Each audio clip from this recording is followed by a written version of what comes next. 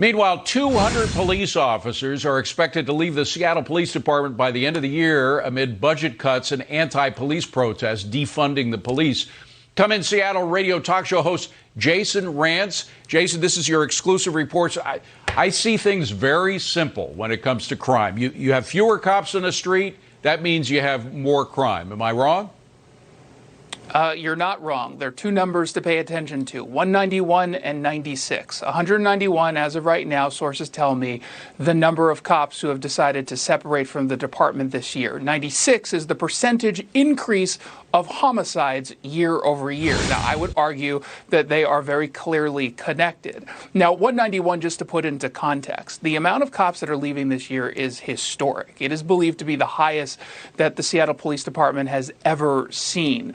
The general number that we get is somewhere around the mid double digits, 50, 60, maybe 70s, with one sort of anomaly back in 2018, so just a couple of years ago, in which they were working without a contract. This was when the Seattle City Council and the mayor's office was really sort of doubling down on demonizing police. But of course, that was before George Floyd and the defund the police movement. Cut to 2020, when we've got this increase in the progressive anger towards the police, and we're seeing the consequences of the defund movement. You saw an 18% cut in the Seattle Police Department budget with promises of more to come.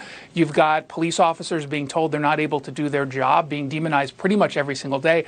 They're abandoning the department and they're going to other departments within the region.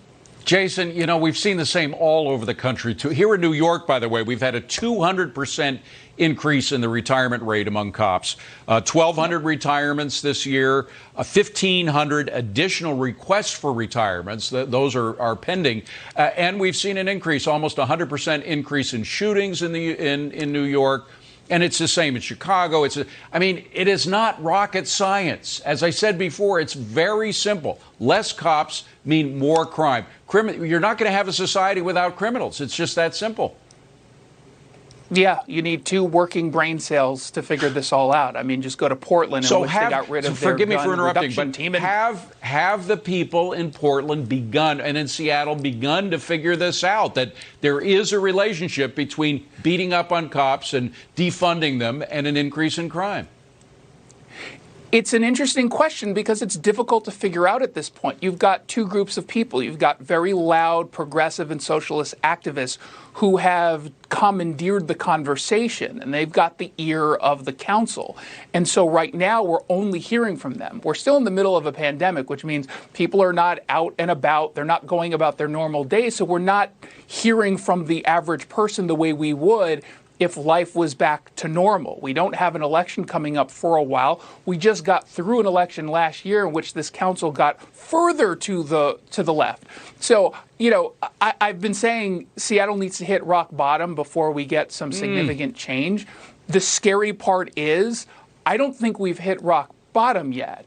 And I don't know how many more dead bodies and homelessness and drug addiction and all of these other problems, businesses leaving the area. I don't know how much more we need to get before we get to rock bottom, but certainly the city's voters don't seem to think that we've gotten there yet. I always seem to think that, hey, maybe this is the time that things are turning around, and it never actually happens. I know. Well, ask moderate Democrats in the House of Representatives whether they like the defund the police movement. And they'll say, no, it cost us more than a dozen House seats. So at least it's happening on a national level. People are beginning to realize that this rhetoric is just insane. And it's contrary to any sense of common sense at all, which is a rare commodity these days. Jason Rantz, great to see you. Wonderful reporting all year long. You've been doing